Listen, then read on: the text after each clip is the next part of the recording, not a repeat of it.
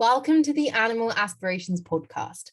In today's episode, we speak to two very inspirational guests. Mandisa is the RCVS president for the year 2020 to 21, and Theeb is one of the co-founders of the British Veterinary Equality and Diversity Society, or BVEDS for short. We talk about their journeys into veterinary and the importance of diversity and inclusion work. This is a very exciting episode, and I really hope you enjoy.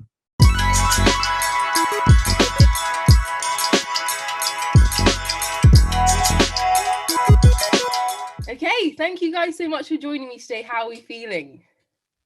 Really good, thank you. We have very influential and important guests with us this week. Would you mind introducing yourselves? Sure. My name is Dr. Mandisa Greene. I am the president of the Royal College of Veterinary Surgeons and a vet. My name is Theeb Partheeban, and people call me Theeb. And I am a co-founder of the British Veterinary Ethnicity and Diversity Society, and I'm also a vet. Lovely. Okay, so before we get into any of your positions and the stuff that you're doing, I just wanted to know, was being a vet something that you always wanted to do? Was it like I want to be a vet from a young age? What was your story? How did you get into the veterinary profession? Mandisa, do you want to start? Yeah, I always wanted to be a vet. I decided when I was about 8 years old, I think that I wanted to be a vet. I wanted to help animals, and my parents gave me the vocabulary for that, which is to be a vet. And so I hooked onto it and kept moving forward. And it's really interesting because I hear about a lot of people who tell me now, like in consults, well, I always wanted to be a vet when I was younger. And what I did was I was able to get from what a lot of people want to do to getting to my dream without losing the desire and the momentum and the ambition for it. So I think I was really lucky to kind of complete the dream from childhood all the way to realization. That's wonderful. And you, Theeb? So I fell into it a little bit by accident. So I did love animals and I did love science, but I never thought about veterinary as a career.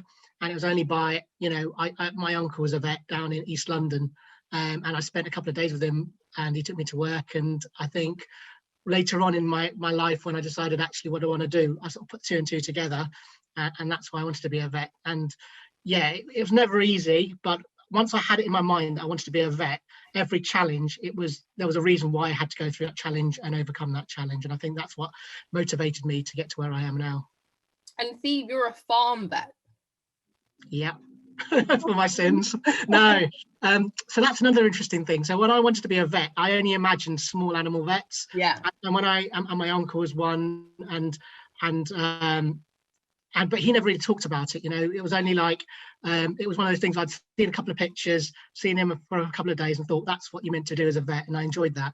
And then when I had to go to vet school, I did a couple of weeks on a farm, and I enjoyed it. And I thought, oh, this is all right. And then when I was at vet school, it was when I saw EMS on farm practices or on farm, I had a bigger buzz than when I saw anything else. And when I was studying, for example, it was easy to study the farm stuff, but I was pushing myself for the small animal stuff. And I think when I qualified, that was it. I was going to be a farm vet. And what's your favorite thing about being a farm vet? Like, what's your passion as a farm vet?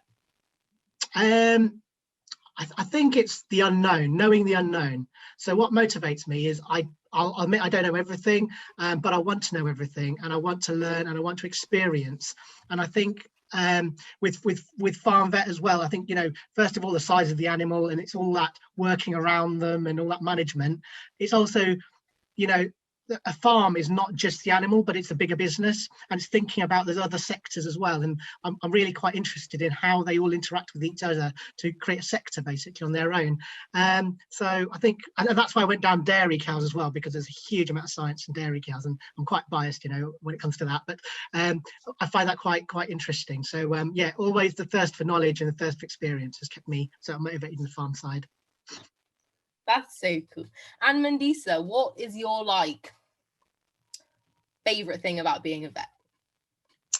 I think, like Theeb said, for me, it's all about the unknown. It's about having a day that is not like any other day that I experienced before. I think for me, I had I get bored easily. I'm kind of always moving on to something else. And I think for me, the idea that, I know I'm going to experience the same exact day as I did before. The clients are going to be different. The animals are going to be different. The problems are going to be different. And that variety that comes with being a vet, I think is what is the best part of it for me.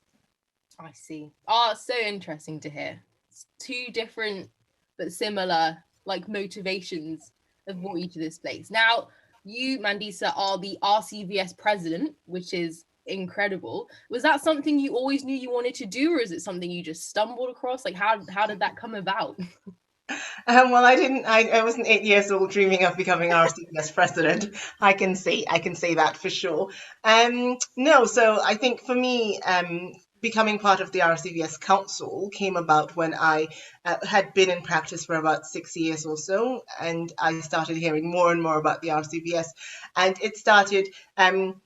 I was curious about it. I was scared about it, if I'm being honest. I was intrigued by it, and I just thought I want to know more. And so it's that idea of, if I was fearful of something, would I run away from it or run towards it? Or if I was curious, run away or run towards it? And I've always been the person inclined to kind of go straight into a situation that does not look favorable from the outside. So I just thought, I'm going to go to this council or run for an election to this council and see what happens. So I did, and it was completely different from anything I thought it was. And as I'd spend more time doing all the various parts of being involved in all the various activities of the organization, I think the conversation came about that potentially I should consider running for president. And I think for me, it has always been about service. It's always been about giving back to the profession. And that's why I really enjoyed being part of council, because it was my way of giving back to our profession, being involved, having a voice, considering all options and trying to make a way forward that would be of benefit to the profession, but also to the public that we're serving. And so when it became an option to run for president, I thought, why not? Again, something that I would not have thought of 10 years previously, but the idea of running towards something that you're scared of or running away from it, well, I'm just going to run towards it and see what happens. And I ran towards it. I ran for an election. It was, I had to kind of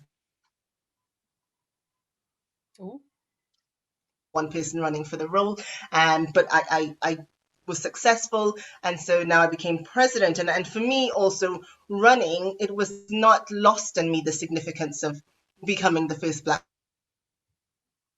Oh, it's a crucial point. Wi-Fi. Oh.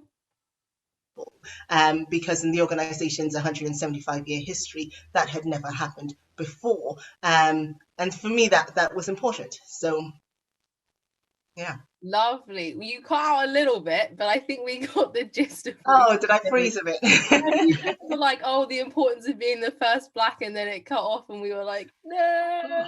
The first Black president, yeah. Yeah, because how many? It's 175 years, did you say? Yeah, 175. So I'm the 149th president, because some people took more than one chair. So I'm the 149th president, but the first Black person to take that role. Yeah. And the second woman. No.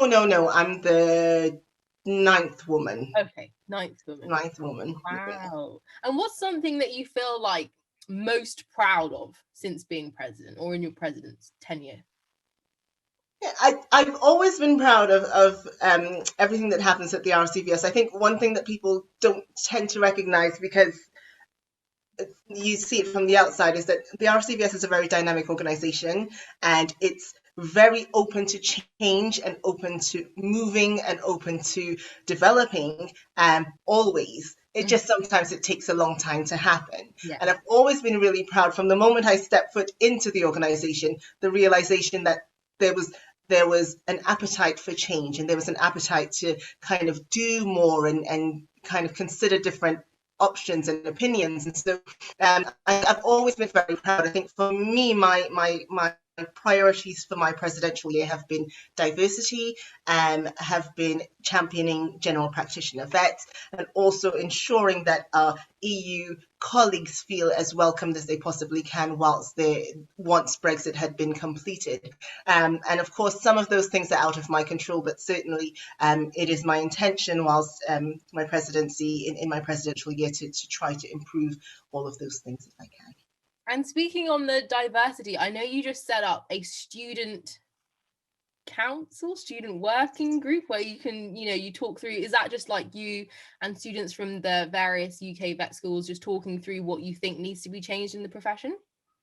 So this is a mixture. So it's members of faculty from different vet schools, members of the Vet School Council, and different members of the Diversity and Inclusion Group, plus students. And it's really there to try to find ways of supporting students and supporting the student experience whilst they're in vet school. I think one of the things that we understood from the research that we did was that students are having a difficult time whilst they're in vet school, particularly with EMS, and facing things like racism whilst they were experiencing EMS. And what we don't want is students to have such a bad experience of kind of doing what they're supposed to be doing and enjoying. Because Steve was saying earlier, like when he went to farm EMS, that gave him a buzz. Well, it should give you a buzz, and there's at no point should you be feeling bad because of it, or bad because of what somebody's saying to you whilst you're doing it. So really to make sure that students feel supported, and when they're not being supported, or when things go wrong, there is a clear line of reporting. They know exactly who they need to speak to and what the consequences of that are going to look like. So it's not just kind of RCVS and students, they're all the different organizations involved in it, from the diversity and inclusion groups, so SPIVs and the major employers and ABS, and so it's all very broad, and we're really hoping to try to improve the student experience during EMS, both preclinical and clinical. Oh, that's so important. Now, talking about support, Theeb, that's kind of how you started BVEDS. That's kind of like the foundations of BVEDS. Do you mind telling us the like journey of how you created this whole organization? So basically what happened was that, in veterinary, we all know that there's a very small minority ethnic population, and in farm vetting it's even smaller. There's probably only 4 or 5 of us in the country at the moment. So when I qualified, there was probably only one or two, me and somebody else. So it was tiny. And anyway, I think the big thing about facing stress or struggles or anything like that is having the support network and having people you can talk to, and that can be for work-related stress as well as incidences of discrimination like racism and things like that. And so when I faced it, as a young vet, you're focused on qualifying, being a vet and getting through that. But I think as I started getting more confident as a vet, I started thinking that this is probably not the right thing, and especially for a profession like ours, we shouldn't be just putting up with it. And when I tried to look for support mechanisms in the profession, there weren't any. So I started trying to change that on my own, and again, doors are shut for me and nobody really wants to listen if I didn't really have much. And then actually it was talking to Issa, who's the other co-founder of BVEDS. So I think it was something like I'd seen something on her Facebook or something like that, where she had suffered some sexism and racism and she was fed up. And that was the time when I was fed up as well. So I literally picked up the phone and said, look, Issa, shall we do something together? We'd studied together at vet school and we hadn't talked at that point, but we still followed each other. And she said, yeah, let's do something. And literally BVEDS was born then in 2016. And on that day, we created a Facebook group. And I think it was more about that network. So the aim was first to create awareness of the problem, but I think it was just a network of people who are having the same sort of experiences, just be able to talk to each other, and know that each other exist, and create that really. And it's really grown since then. So, I think the big thing about it is it's about celebrating and promoting difference and diversity, but also being there to support people who are suffering or having issues and need somewhere to go.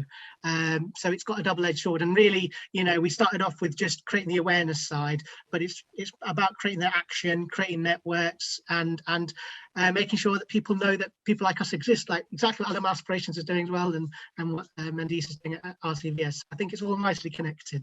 Yeah, we're all doing different things, but we all have the same end goal of making sure everyone who's in this profession is feeling supported and knows that there are people they can turn to. Because I definitely feel like as a student, whenever there were incidents that were happening, when I had like my friendship group and when we could talk about these things, like it felt easier to like handle everything. You're like, oh, I have people that have my back, and like knowing that in the profession there are also people that have your back is quite comforting from a student perspective.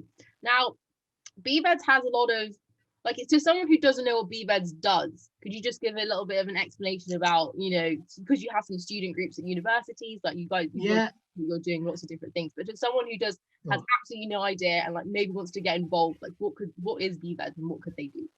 Perfect. Yeah, no, so for the first few years, it was just me and Issa doing all the work, trying to just, running off to meetings or trying to, ramp up, book meetings with people and things like that. And then we felt like, we on our own, we need diverse voices as well, talking to us and sharing their stories, but B, with one person I couldn't do it, with two people it can only go so far, but you need people. And our closed Facebook group, so we have a closed Facebook group which is a safe space, you can talk about anything, but there's all sorts of people on there, allies as well as people from ethnic minority backgrounds, and you can share lots of stories. And also I think a lot of times people just want to take things off their chest, and it's quite a nice place just to say things and then actually feel a lot better. So we have that one. We have an open Facebook group where we share stories, articles, things like that, just to educate people, create the awareness around that. So we started with a little working group of a few vets and a couple of students as well, probably 2 years ago, just to bounce ideas off and to share some of that workload. And then what we've done is we've sort of grown and we've created little projects in BVEDS. So the main aim is just to increase that information. So we've created a book club. We're doing this research into racism in the veterinary profession, along with the RVC. We are doing we're doing a mentoring scheme. So we've got people who are vets who are willing to be mentors for children who want to enter vet school, or students if they need it. We've just become a charity, and Mandisa is the chair of our charity, so again she's an important person in our organization, and what we're going to do is going to have some trustees, and we're going to try and create a really succinct direction of the organization, really, of BVEDS. And then really what happens is we want to work as a bit of a signposting. So again, if one organization wants to know, where do we go for diversity training, then we want to say, well, these are some diversity trainers. Or if someone says, well, I want to speak to somebody about X, then where do we go? And we want to be doing that as well. So it's one of those, it's ever evolving, and I think over time, every time things happen, we're trying to sort of become a bit closer, and I think students is important. So we originally were talking about vets, and then we went to vets and vets nurses, and educational establishments, but we're talking now to students as well, and the student groups are there to support their voice. So I think what's been brilliant and what I've seen is something that I never did when I was at vet school was speak and be able to speak and stand for your rights or stand for your views. And I think that's been a great thing recently in students. And really what we want to do with the student groups is just support them, because the next generation and the students are the ones who can make the real change going forward, and it's their profession as well. So it's again just being there supportive, but because we can, I'm too far gone to really remember what it's like, but yeah, I think that's there, and again, working with Animal Aspirations, RCVS, BVA, everyone like that, and creating that network is important. So that's what BVEDS does. But yeah, there isn't a single thing we do particularly. We sort of just try and be there. Just doing everything, juggling everything, all of the things. That's really wow. I feel like it is comforting for a student to hear that there are, signposting things that are out there, so that, because when you guys were, probably graduating, you didn't have that network of support. You didn't have these sort of connections of, people I can go to if someone's, discriminating against me in the workplace, stuff that it's important stuff that other professions do have, but not necessarily like, in veterinary. So it's nice to know that, although you guys had to suffer through to like make that change, that like there is change for like me as a student now. Because even so in my year group at RVC, I'm in the second year, we're like one of the most diverse cohorts, which I think is crazy, because when I first came, I was like, this is ridiculous. I don't see like any BAME individuals. but then like speaking to other people who are graduated, they were like, I was the only one, like I didn't have anyone. And I was like, oh, I'm so grateful for my 6 friends, like I can't believe I have 6 people to count on my year alone. Like I've really like taken this for granted, like people had nothing. So I feel, you know, that you guys have, obviously you guys struggled, but that you've put your struggles to helping the next generation. Because I feel like some things with making change, and specifically race related issues, is that people always say that there's nothing happening on a timeline that is like, you know, efficient or happening fast enough, or, you know, we demand change now. But seeing you guys, I don't know, I do feel like you guys are seeing change and having the student dynamic, like population being so dynamic and vocal and open to, like, you know, giving suggestions and wanting to be, you know, involved in these things. Yeah, I think like Theeb was saying before, you know, every obstacle, he was talking about the obstacles that he faced and how every obstacle was there to teach a lesson. And I think for us, the obstacles were there, but thankfully the fruit from, or what we learned from that, is that what happened to us, or our experience, was not good enough. And it's better to create a situation or an environment where students have support, and where there is people are free to speak, and there's a safe space. So, you know, there is something good that came out of the challenges that we went through. And it's really nice to hear you speak about that, because it's good to know that, you know, we go from 1 in kind of final year to 6 in second year. And so things are changing. I think for me, I don't know if this entirely answers the question, but for me, the success is not in the numbers. Mm-hmm. It's more in every student that desires to be a vet should become one. There should be nothing, and I'm speaking specifically now with regards to students from diverse backgrounds. Their skin color should never be a reason that they consider they do not belong in the profession. And so, you know, from the day they dream it to the day it becomes a reality, there should be nobody or nothing in their way that tells them that this is not okay for you to do because of their skin color. And so for that would be success for me. So, and whether that looks like 70 or 7, I'm not sure, because I don't really know how many students out there want to be vets. I just know that I genuinely have a gut feeling there's more than we're seeing currently. No, I went to the opticians 2 weeks ago, and I was like, oh, I feel like my eyesight's deteriorated because I'm looking at a screen all the time because online uni. And then he was like, oh, what do you study? And I was like, oh, I'm a vet. And he was like, oh, I wanted to be a vet, but like I didn't know that it could be possible, or like I didn't know how, you know, the application was difficult, and I didn't know the resources and like finding work experience. And he was just saying that like it was his dream, but he couldn't make it happen because, you know, his family didn't have the resources to research into it and stuff like that. So just seeing like the organizations that we're all a part of doing these things to make sure that that doesn't happen, you know, like you said, that anyone who wants to do it can do it. I just feel like we're doing well. I think one thing with Animal Aspirations is like showcasing positive, diverse role models. So I regard you two as positive, diverse role models. Do you see yourself as like a role model? I guess that's kind of a weird question, but do you think, oh, I'm doing this to be a role model, or are you just doing this because, I don't know, just to see change? I think for me, I do it because some of the things I do it because I want to create a path to allow others to feel like they can do it as well. So, for example, you know, I was a clinical farm vet, and then I worked in pharmaceuticals as a technical advisor, veterinary technical, and then I worked in teaching, and I was lecturing on livestock production. But every time I was in the role, I was the only ethnic minority in the whole place almost, you know.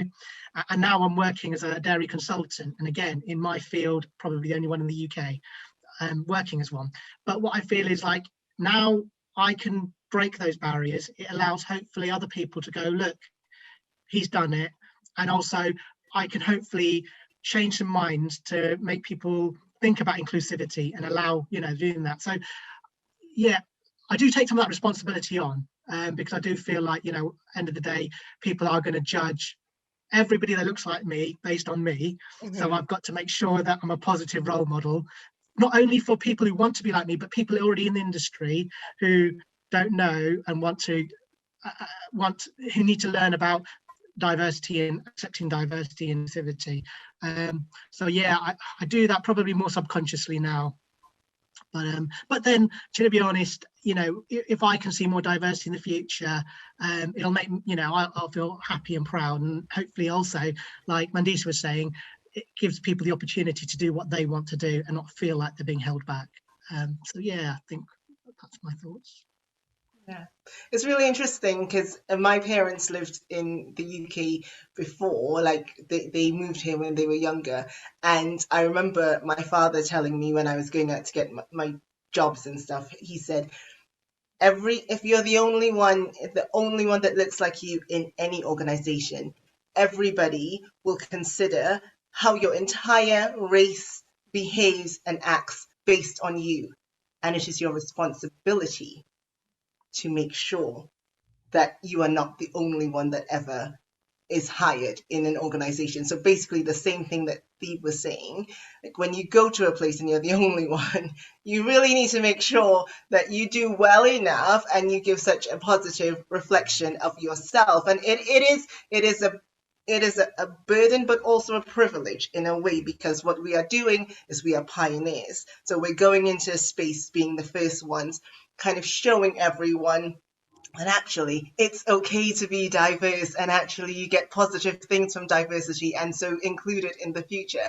And in terms of kind of role modeling for people that look like me, I think it's really important that we all remember that we're role models. We just don't know who's looking up to us. And I think if you consider you don't know who's looking up to you, so even you, Olivia, you're a second year student, but there's a first year student looking up to you, and there's an A-level student looking at you as well, and there's, you know, a year 7 looking at you. So there's always going to be somebody looking up to you no matter where you are in your journey. So always remembering that somebody is looking at you, and so trying to represent what you're doing in such a positive light that somebody will want to follow in it. Yes, exactly. And speaking of like someone, you know, always looking up to us, is there people that you look up to as positive role models in your own lives that helped you, you know, on your journey? Because being a vet is very, you know, being a vet student is not a fun journey. There's a lot of difficulties. You have to sacrifice a lot. And then being a vet, you know, there are different kind of difficulties. But there are people in your own like lives that helped you with this like journey that you're on. I think my parents, because they're immigrants into this country, and when they came with nothing, and they made a life for themselves. And I think, and also a lot of my family, you know, some of my family came to this country as refugees from war and created a life. And I think that's hard work and going against adversity and coming to a new country where they don't know anything, never been to in this country before until they arrived. I think, you know, I think that was instilled into me, and sometimes I just have to look at that and go, well, you know, look at them and what they achieved, and so I've got all these privileges and benefits. You know, I can do it as well, but it should be a lot easier. But I think, and whenever I hear immigrant stories, you know, the other day I was watching TV and there was somebody from Hong Kong who was talking about something, and I just thought, wow, you know. So I think I take inspiration from anybody, because everyone's got something amazing to share, but especially people who go through adversity and still achieve something. I think for me is quite inspirational. Yeah, for me, I agree too. Certainly my parents, their journey, but also for me, the people who've helped me to kind of hone in on that have been the people who have mirrored for me what I think of myself. And so I'll explain that, because I think I never kind of on the outside in high school or in my kind of early days at university showed an inclination to do well in sciences. So veterinary medicine is a very science-based degree, and everybody tells you that you have to love science and you have to do well in it. I liked science, I didn't love it, and I wanted to be a vet, but I didn't think it was insurmountable for me to get through the sciences to become a vet. And there were people along my journey who spotted the brilliance in me, even though it didn't look like it on the outside. So there were people who kind of spotted that I was really good at maths, and I had a really good logical mind, and that I was really good at organization. So, and I was really good at kind of putting my thoughts in order. And so I had like a really good maths teacher when I was doing my O levels, and a really wonderful resident when I was in vet school. And there are certain people along the journey who kind of believed in me the way I believed in myself. And I think it's really important to believe in yourself. And when you find people out there who believe in you as equally as you believe in yourself, well, that's just a match made in heaven, because those are the people that are going to help you follow the breadcrumbs to the end of the journey.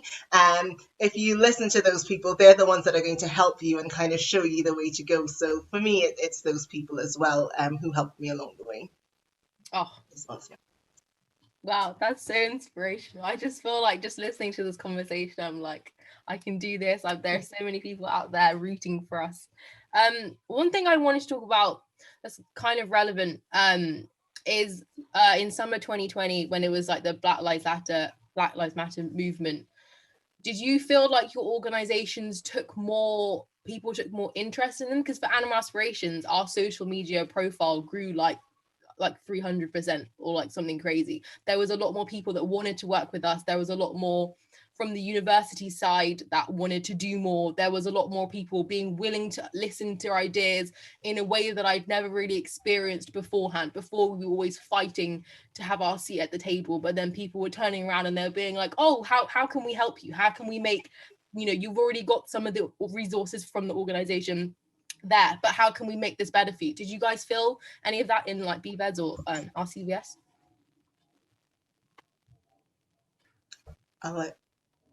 Shall I go? Okay, I'll go first. Yeah, sorry. I think the whole murder of George Floyd was really a shocking, horrifying moment in human existence, and I think everybody who knew about it wanted to do something, or to feel like they were doing something to make better the world that we existed in. And I think there was in that time, it was almost like a ripple effect in terms of highlighting inequalities that were happening in our general society and in our profession as well. I think, again, what the RCVS did very well was to respond to it, not just with words, but with an action plan of what they wanted to do, both within the profession and within the organization, and made plans that made steps that would hold them accountable. So this is what we're doing. This is when this is what we consider short-term wins. We can get this done. These are the changes we need to make. This is what it looks like medium term, and this is what it looks like long term. And I think certainly a lot of the momentum, you're right, in terms of the momentum in that moment, the momentum was picked up, and I think things moved at pace where before things were kind of crawling along very much at snail's pace. The momentum was there, and for me, I think the one thing I would like to see, even when my time on RCVS Council passes, because nobody is there forever, is that the momentum does not die and it stays, and people just remember that this is what we're trying to fix, or the intention here is to fix inequalities in the system, and that will not be fixed until it is no longer a problem. I don't know if that makes sense, but until no one is having issues at EMS, until no one is disregarding their careers in veterinary medicine because of the color of their skin, until we don't have people disproportionately complaining about vets with foreign names and foreign accents, then we have a problem. And until that problem is fixed, then we have to keep the momentum. No, I agree. And do you feel, did anything happen within BVEDS that, the same sort of question. Did you feel like within BVEDS there was because you're more of a BAME specific organization for supporting BAME, did you feel like you had to do more? Yeah, it was unbelievable. The number, I think what it did is, I think a lot of people had gone through a lot of experiences and just held it down because end of the day you wanted to be a good vet nurse, a good student, whatever. And what it did is that those events and that whole period started to make people realize that it's not okay. And I had a lot of vets, a lot of students ring me up or email us going, this happened to me, or I don't like this. And so, and so I did a lot of talking and a lot of emailing, and I think so first of all we had the people who were affected by it personally, and then we had organisations come saying what can we do, and I think the problem is at the time we didn't know what they could do, because we were like, well, it's going to take, it's not something that can be fixed tomorrow. It's one of those things where you've got to think about the longer term. It was a bit of a shame, because I think there were one or two organisations who just wanted to do it as a performative thing, so it was to tick a box, and I think and that wasted a lot of time for us, because we were always open to talk to people, and so when someone would say, look, could we have a meeting and arrange to do this, to have a chat about doing something, we'd be like, fine. And doing that takes time out of your day, and because we're all full-time vets, we're all working, and then they would delay it, or you'd have a conversation where you knew that they really weren't behind it, and they were just trying to do something to say that they've done it, or put their name that they've talked to BVEDS or whoever, and you just and so I think that was a disappointing thing. But what I think it's done is it's increased the awareness of enough people to keep that momentum going, and like Mandisa said, the actions, really putting actions into words, and a few organisations have done that, which has been really positive as well, and the amount of and again, like you said, like exactly like Animal Aspirations, the amount we achieved in 3 or 4 years was doubled in just 6 months, probably, just the awareness and the increase and things like that, which was a good thing as well.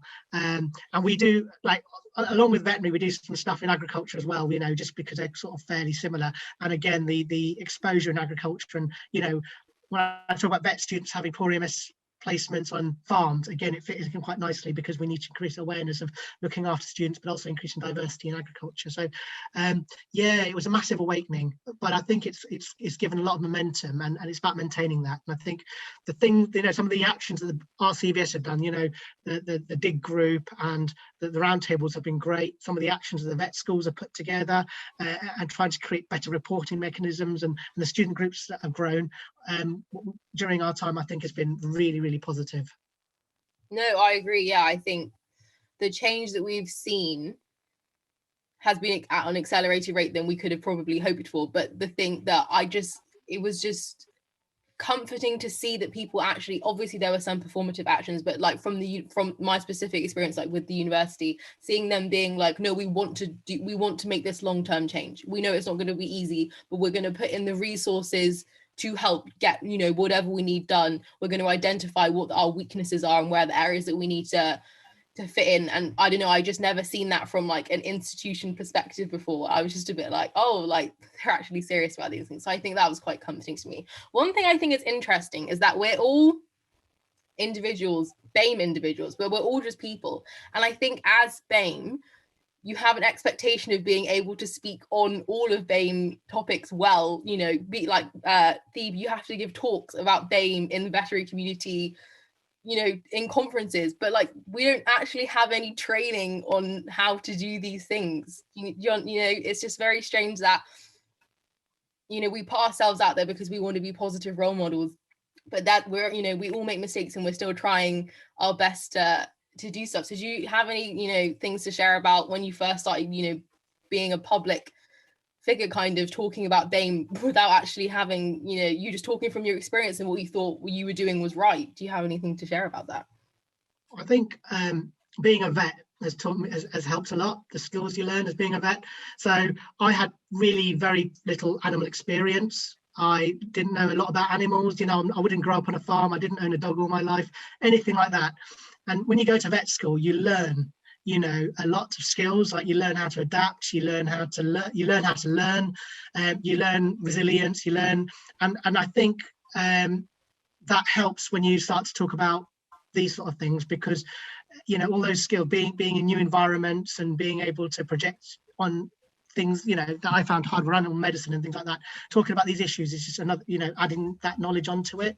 And also the other thing I think, so I think those skills really helped, like being a vet and going through those difficulties and learning how to do those things. But also once you start talking about subject, and the more people you talk to, the more ideas, the more knowledge, the more experiences you get. And again, I can't speak for every brown man in the world or anything like that. I can only talk for me and my experience. But I think that the more people I talk to, the more experiences I can add on to that and share with other people as well. And it's ever evolving. It's never like, well, now I've reached it, that's it. I can now speak about all the things forever. No, I think it's always doing. So I think just being in that space, I think helps. But I'm always learning, and I still make mistakes, and things that I probably said 2 or 3 years ago is probably not 100% right. So I think it's ever evolving. Yeah, I think hearing Mandisa speak as well, I've learned so much, and yeah, and there are others in our profession who are speaking as well, and who have a lot of knowledge and their own experiences to share. And I think profiling them and platforming them as well is really, really important in our profession, so we get loads of voices, diverse voices sharing commonality. Oh, it's just so inspiration talking to you guys. I feel like my batteries are recharged. I'm like, yeah.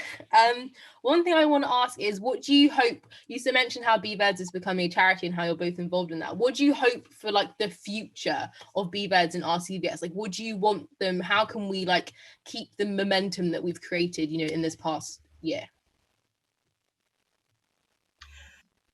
So for me, if we're specifically talking about diversity, my hope is that, again, I think I stated it before, but we get to a place where no child or no individual discounts our profession that we're all in and love because of the color of their skin. That's my hope.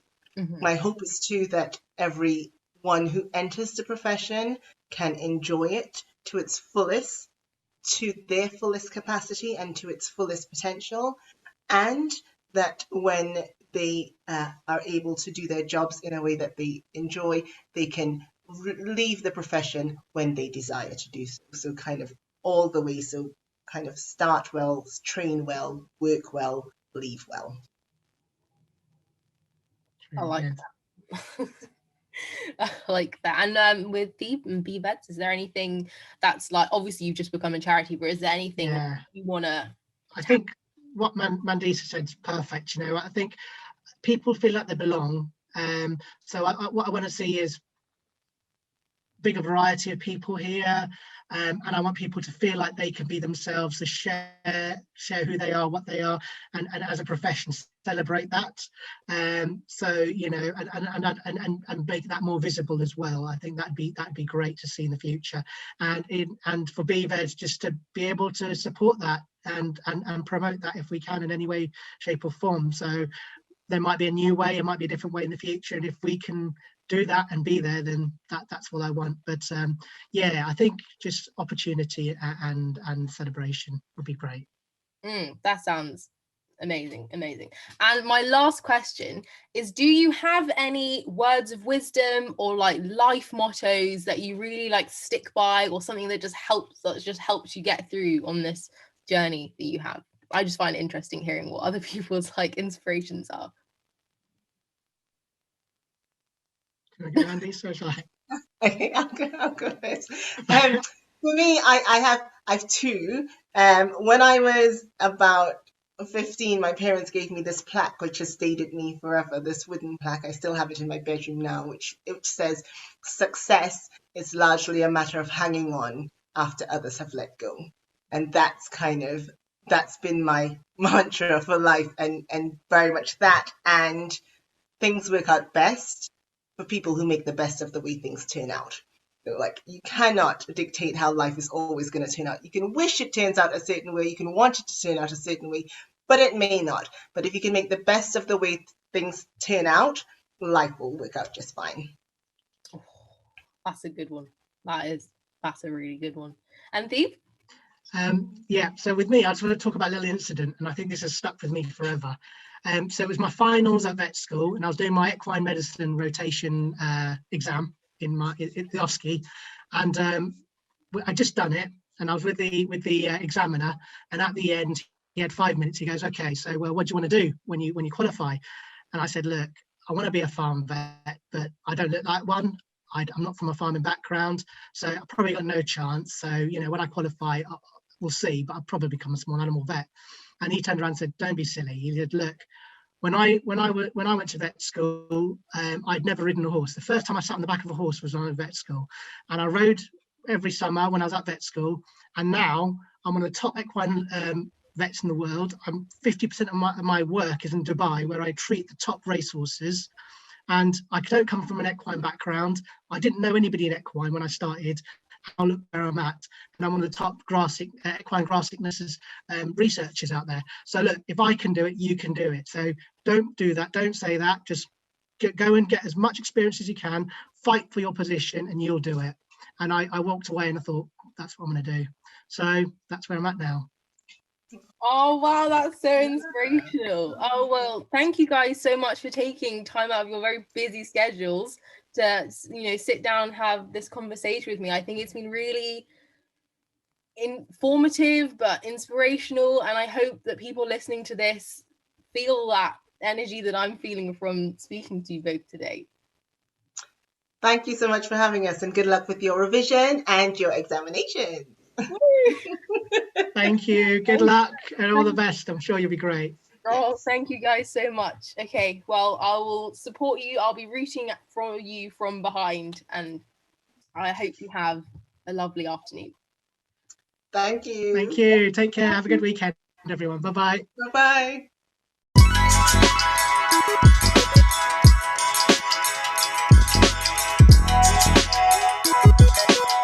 I hope you feel just as inspired as me after listening to that episode. If you want to find out more information about BVEDS and how you can get involved, then check out their website. To see systemic change takes time, but knowing that there are people out there who are implementing strategies and working with organizations to keep up the momentum of this change gives me hope for the future. Thank you so much for tuning into this episode of the Animal Aspirations podcast, and we'll see you next time.